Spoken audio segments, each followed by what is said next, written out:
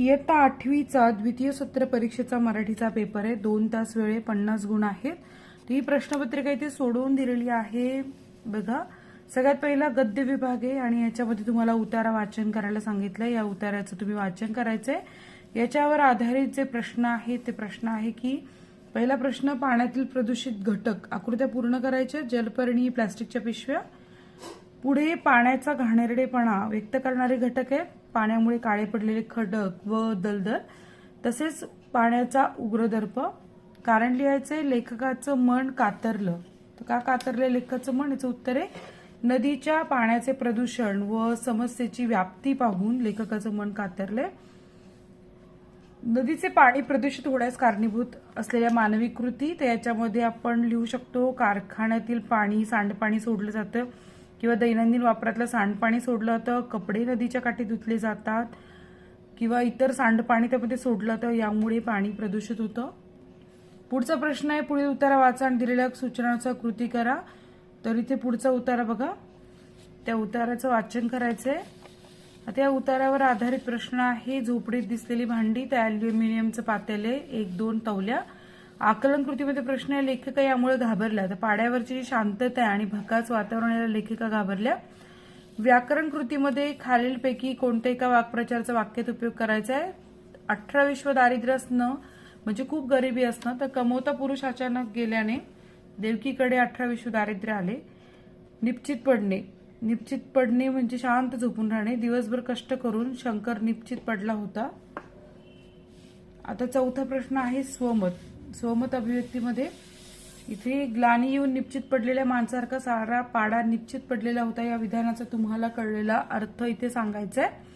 प्रश्न दुसरा आहे, विभाग 2 पद्य विभाग, यामध्ये कवितेच्या आधारे दिलेल्या सूचनानुसार कृती करायची आहे। तर इथे ही कविता आहे, कविता बघा। यावर आधारित प्रश्न, पाऊस आल्यानंतर झालेले बदल, तर माती चिखल होते आणि कुणब्याच्या जीवात जीव येतो। हे केव्हा घडते? पाखरांचा थवा येतो शिवारात पीक पाहिल्यानंतर, तान्हा रडत उठतो। तर पाखरांचा थवा हाकलण्यासाठी बाप आरोळी मारतो, तेव्हा तान्हा रडत उठतो। चौकटी पूर्ण करायच्या, बापाच्या हातापायांना माखलेला चिखल, ताटातून जन्म येतो ती कणीस, भेगाळलेल्या भुईकडे पाहणारा बाप आणि नभातून फुटलेला पाना म्हणजे पाऊस। आता काव्य सौंदर्यामध्ये शेतकरी जगाचा पोशिंदा आहे, विधान तुमच्या शब्दात स्पष्ट करा आणि भाडावरल्या घामाचा पाना नभाला फुटतो, या ओळीचा अर्थ तुम्ही सांगायचा इथे।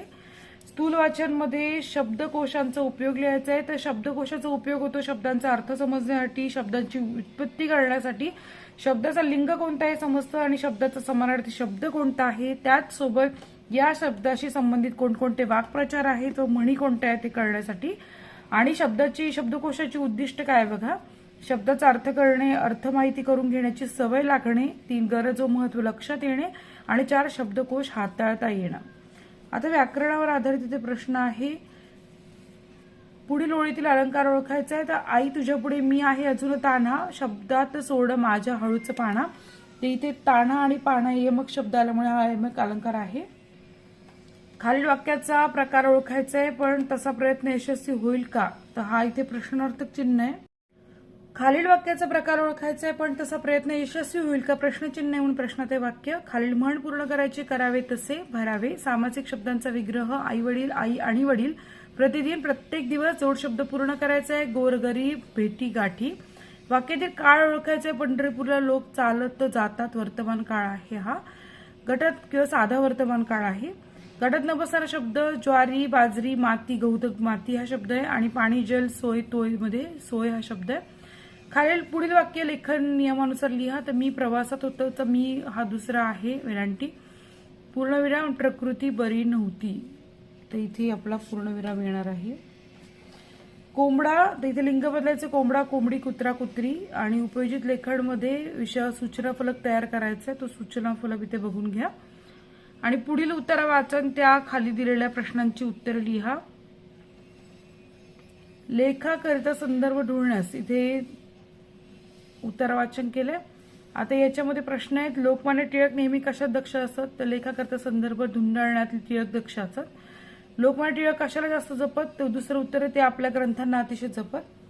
बळवंतरावांच्या स्वभावाचे वर्णन लिहा। तर इथे एखाद्याला नेसते धोतर देतील पण जवळच्या पुस्तकाला हात लावू देणार नाहीत आणि उत्तराला शीर्षक ग्रंथप्रेमी टिळक असं येईल आणि खालील दिलेल्या विषयांपैकी एका ओळीवर निबंध तयार करा. शाळा बंद झाल्या तर माझी आजी, माझा आवडता नेता आणि जलप्रदूषण एक समस्या, यातील कोणता निबंध लिहायला तुम्हाला आवडेल ते मला कमेंट करून सांगा आणि नाही आलं लिहिता तर मला विचारा, मी नक्की तुमच्यासाठी व्हिडिओ अपलोड करेल. धन्यवाद.